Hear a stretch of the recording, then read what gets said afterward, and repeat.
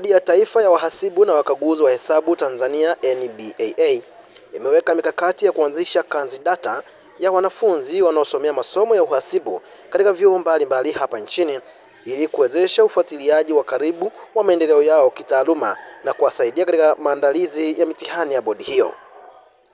Akizungumza kwa niaba ya mkurugenzi mtendaji wa NBAA CPA Pius A. Maneno, afisa tawala wa rasilimali watu NBAA Bi Gloria Kikaaya amesema kuwa hatua hiyo inalenga kuongeza ufanisi katika usimamizi wa taaluma ya uhasibu na kuhakikisha kuwa wanafunzi wanapata taarifa sahihi kwa wakati kuhusu masuala ya kitaaluma.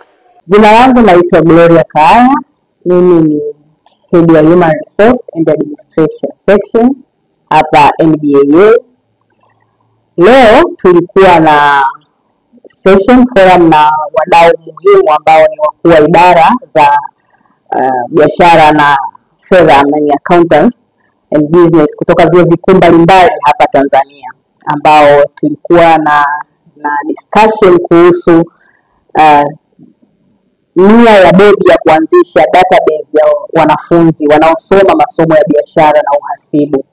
Kwa hiyo lengo, bodi inaazimia kuanzisha database ambayo itaweza kuwa na wanafunzi walioko vyuo vikuu wanaosoma biashara na uhasibu wakiwa na lengo la kuweza kuja kuwa wahasibu.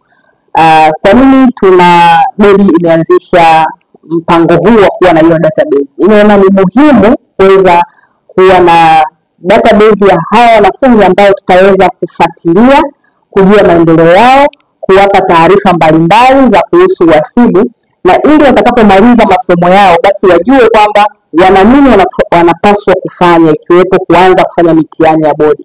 Ameongeza kuwa baadhi ya wanafunzi wamekuwa wakikosa fursa ya kufanya mitihani ya bodi kwa wakati kutokana na kutokuwa na taarifa sahihi au kuchelewa kujiandikisha ndani ya muda unaotakiwa, hasa pale inapozidi miaka 5 tangu kumalizika masomo yao. Wanafunzi wengi wakimaliza masomo yao, wengine wanakuwa hawana uelewa ni kwa muda gani wanatakiwa waweze kuanza kusoma masomo. Kuna vitu kama exemptions zinazotolewa na bodi. Wengine hawajui kwamba unapomaliza masomo ndani ya kipindi cha miaka 5 unatakiwa uweze kuanza kufanya mitihani.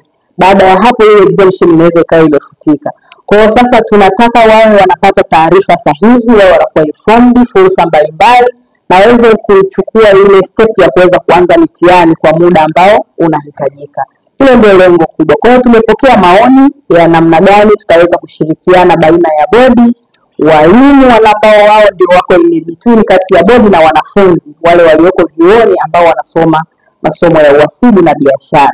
Kwa hiyo ni matumaini yetu kwamba hii itasaidia upatikanaji wa wahasibu wengi katika nchi yetu ambao watasaidia katika uchumi kwa sehemu kubwa. Tunafahamu idadi ya wahasibu bado ni ndogo, wanahitajika kwa wingi zaidi. Kwa hiyo hii ni moja ya mikakati muhimu sana ya kuhakikisha kwamba tunaweza kuwa maintain wale tulionao, lakini tunapata wahasibu wengi zaidi kutoka vyuoni.